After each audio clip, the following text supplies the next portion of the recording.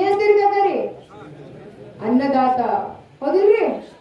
ಭಾರತ ದೇಶದ ಅನ್ನದಾತ, ಬೆನ್ನೆಲುಬು. ಭಾರತ ದೇಶದ ಬೆನ್ನೆಲುಬು, ಭಾರತ ದೇಶದ ಅನ್ನದಾತ ಭಾರತ ದೇಶದ ರಾಜಧಾನಿಗೆ ಹೋಗಿದ್ರು ಪ್ರತಿಭಟನೆ ಮಾಡಕ. ನಮ್ಮ ಭಾರತ ದೇಶದ ಬೆನ್ನೆಲುಬು ಅನ್ನದಾತ ಭಾರತ ದೇಶದ ರಾಜಧಾನಿ ಪ್ರತಿಭಟನೆ ಮಾಡಕ್ ಹೋದ್ರ ಅವ್ರೇನ್ ಬಹಳ ಕೇಳಿದ್ರಿ ಕಾಕರಿ. ಇಷ್ಟೇ ಕೇಳಿದ್ರು, ನಾವೇನ್ ಬೆಳಿತೀವಲ್ಲ ಅದಕ್ಕೆ ನೀವು ಸೂಕ್ತವಾಗಿರುವಂತಹ ಬೆಲೆಯನ್ನ ಕೊಡ್ರಿ. ಒಂದಿನ ನಮ್ಮ 10 ರೂಪಾಯಿಗೆ ಮಾರ್ತೀವಿ, ಒಂದ್ಸರಿ 100 ರೂಪಾಯಿಗೆ ಮಾರ್ತೀವಿ, ಒಂದ್ಸರಿ 1000 ರೂಪಾಯಿಗೆ ಮಾರ್ತೀವಿ. ಇಂಥ ಒಂದು ಇಕ್ಕಟ್ಟಿನಲ್ಲಿ ನಮ್ಮ ರೈತರು ಸಿಲುಕಿ ನಾವು ಸಮಸ್ಯೆಯಲ್ಲಿದ್ದೀವಿ.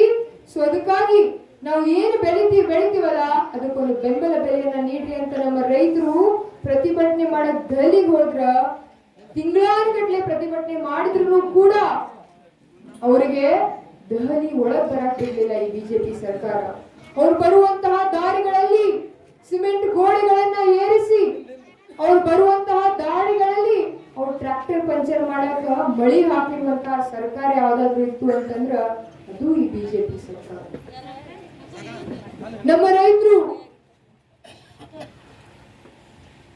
ಪರಿಹಾರ ನಿಧಿಯನ್ನ ಕೇಳಿದಾಗ ನಾವು 18,172 ಕೋಟಿ ಕೇಳಿದಾಗ ಮಾನ್ಯ ವಿತ್ತಿ ಮಂತ್ರಿಗಳು ನಿರ್ಮಲಾ ಸೀತಾರಾಮನ್ ಅವರೊಂದು ಮಾತನ್ನ ಹೇಳಿದ್ರು. ಅವ್ರು ಏನ್ ಹೇಳಿದ್ರು ಅಂತಂದ್ರ, ಕರ್ನಾಟಕ ರಾಜ್ಯದ ಸರ್ಕಾರದವರು, ಕರ್ನಾಟಕ ರಾಜ್ಯದವರು ಮಹಿಳೆಯರಿಗೆ, ಯುವಕರಿಗೆ ಗ್ಯಾರಂಟಿಯನ್ನ ಕೊಟ್ಟು ಸರ್ಕಾರವನ್ನ ದಿವಾಳಿ ಮಾಡಿ ಇವತ್ತು ನಮ್ಮ ಮುಂದೆ ಬಂದು ಕೈ ಚಾಚಲಿಕತ್ತಾರ ಅನ್ನುವಂತಹ ಮಾತನ್ನ ಅವ್ರು ಹೇಳಿದ್ರು.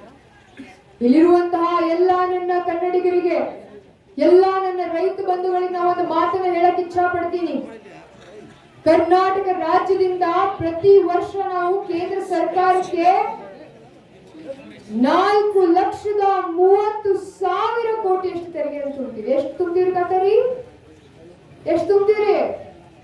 4,30,000 ಕೋಟಿ.